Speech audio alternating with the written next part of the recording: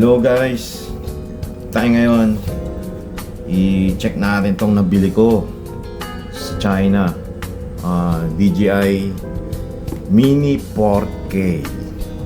So tingin ko okay siya yan, kasi mura siya. Bali nabili ko nga to guys ng 2,000 yuan. So sa mga dollars nasa $286. Mga ganun. Subukan natin buksan kung maganda to. Sabi nila bago daw to bago yan. Tapos meron din tayo ditong freebies na bali sa 286 guys. Binigyan ako ng pangyaw ng propeller guard. Pero DJI Mini to. Pero sabi niya pwede daw sa Mini 4K. Okay. So, let's go. Buksan natin. Buksan natin. Ito. Up. Yan natin.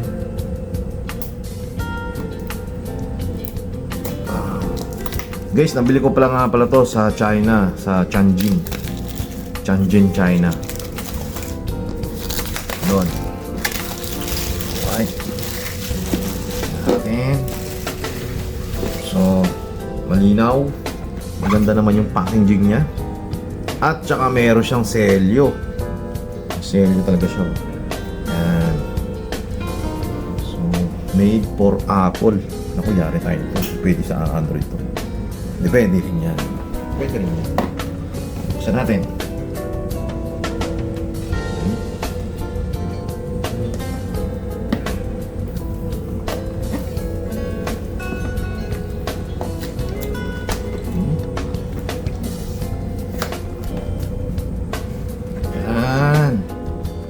Guys, meron siyang rito, talagang original. Ano siya? Yan natin yung drone. So, ito yung drone. Yung binayaran natin. So, naka-secure siya. At gimbal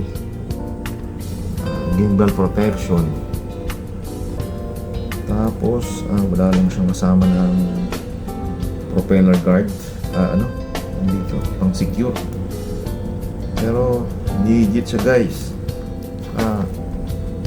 Mga nasa around 240 grams to, wala pang po 249, so hindi natin kailangan ng rehistro. Pwede ang controller natin. Halongkatin natin ito may halongkatin natin. Ano ba to? Manual yata to. Actually guys, first time ko bumili ng talagang drone na ganito, DJI. Kasi meron ako ron peke laruan. Ito yung drone ko na laruan. So sira yung motor, pero orderan ko na lang to sa Lazada, baka meron. Pero okay naman siya lumipad, kaya lang syempre laruan to hindi siya pwedeng pang cinematic. Okay, tingnan naman natin itong controller. Sabi nila ito daw yung magandang controller ng DJI. Yan, tingnan nyo guys ito yung controller ng DJI. Gusto natin ng maganda para swabe boy. Masyadong magkit. Okay. Yan. Uy, medyo mabigat. Okay na okay. So ito yung controller niya guys. So sa controller, so left and right, parang nagpi-PlayStation 5 ganun, PS5. Dito pala yung niya, joystick. Yung joystick niya. Iniikot lang to guys.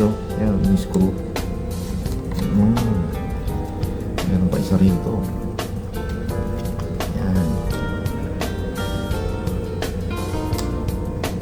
Yan. Okay. So sa controller makikita natin meron siyang lagyan ng cellphone holder, stretchable. At meron din siyang Ito, connection para sa cellphone. Pero Android ako eh. Baka may kasama tong ano. Na ano siya, lightning oh, pang Apple. Tapos, ito, yung para sa gimbal. Ito naman yung sa video tsaka sa camera tape. Okay, ganda. Quality. Okay. Hindi katulad dun sa ano ko, sa isa kong yung drone na laruan. Papakita ko sa inyo guys. Ito yung ano, yung laruan ko. Oh, kita nyo guys, ang layo guys. Tignan nyo. Tignan mo, walang kable. Sa bagay, laruan to eh. Ano magagawa dyan? Ito nga pala yung ano ko sa GX Max. Nabili ko siya guys, $100. So, okay lang. Tingnan natin itong mga manual na to. So, may manual siya. Okay, manual pa rin. May mga rules. Startup guide. Okay. Meron siyang Chinese, may English. Okay. At saka meron siyang sticker. Yan ang gusto ko. Kasi lalagay ko to sa ano ko. Sa kotse pwede. Pwede sa kotse to. Okay. So ito yung kasama niya rin. I-scan nyo to para maka-download ka ng apps para sa cellphone. So, tsaka pang video editing. Galing. May kasama rin siyang ano to, tawag dito, screw. Pampalit ng ano, pampalit ng propeller. Ano pa ba yung mga kasama? Oh, meron siyang spare na propeller at saka screw. Ayan. So, dalawa A and B. Okay. Spare pa. Yun, hinihintay ko. Meron. Yun, may pang-connect ako sa micro at saka sa type C. Meron ding ito, charger nito. Charger niya na para sa battery ng drone. Okay. So type C din. Ito pa yung another connection, type C to type C. Okay. Na parang OTG. Okay, tingnan naman natin tong propeller guard na libre ni ano, ni Pangyaw. Binigay sa akin. Guys, panalo tayo rito, no? Kasi natsambahan natin eh. Nag-sale to sa China eh. So sabi sa akin ni Pangyaw, bibigyan niya ako ng freebies. Tingnan natin kung anong freebies. Itong so ano siya, DJI Mini 2, pero sabi niya pwede daw to sa Mini 4K compatible. Tingnan natin. Makita natin kung ito ba yung pinagsasabi niya. Yan. Uy! Okay. Quality! Quality siya guys. Oh. Okay ha. So hindi siya mukhang ano, mukhang binili sa tabi-tabi. So talagang original siya ng DJI. Ang ganda siya. So meron pa isa. So pares lang naman, hindi ko napapakita. Ganun din. Okay, tapos may kasama siya manual.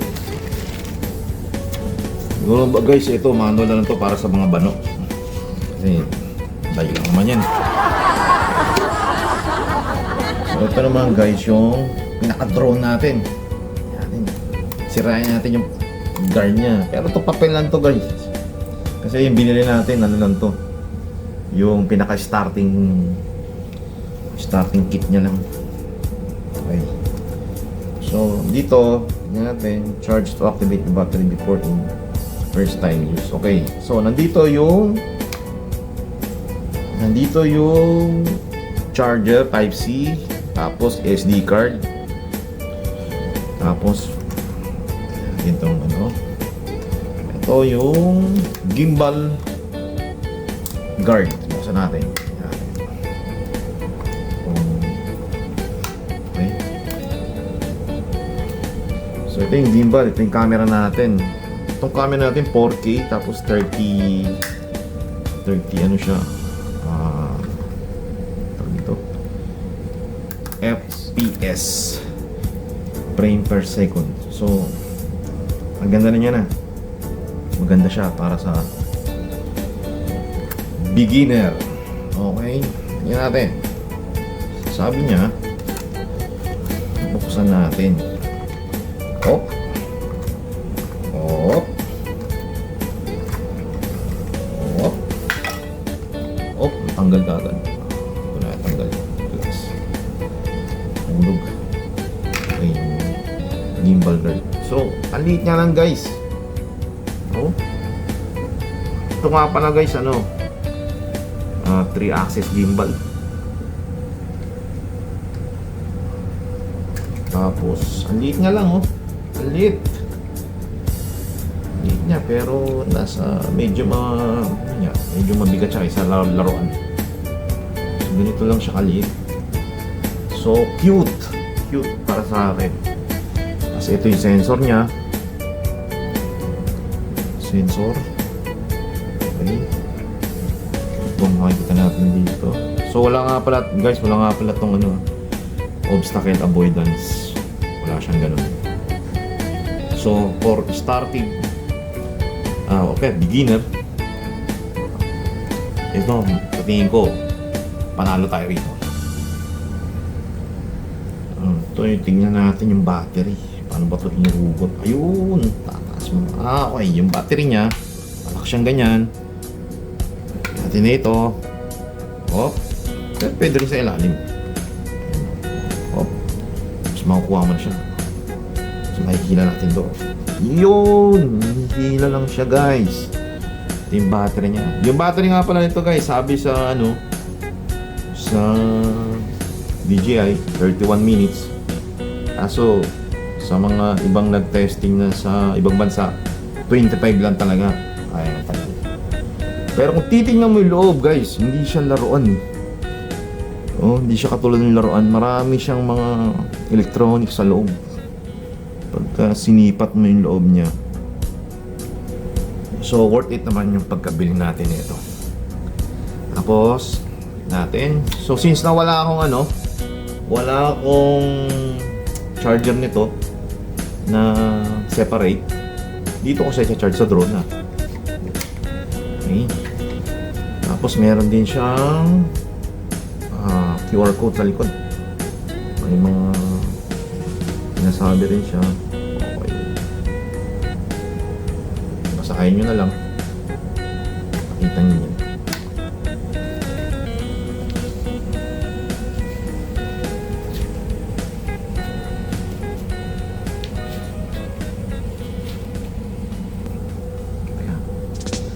So guys, subukan na natin paliparin si Mini 4K. Dali natin sa labas. Pero hindi pa ngayon. Kasi charge ko muna siya. Charge ko muna siya gamit ang kanyang charger. Ito, alagay ko sa likod. Sabi, full charge ko muna to. Okay, lagay ko dito. Okay. Tapos itong yung controller niya guys, wala na pala itong physical na na battery. So rechargeable. Nakakabit mo lang din yung USB dito. Tapos charge mo na. Pwede na rin. So full charge muna natin tong controller. Full charge na rin natin tong drone natin. Then ready to go. Okay, right.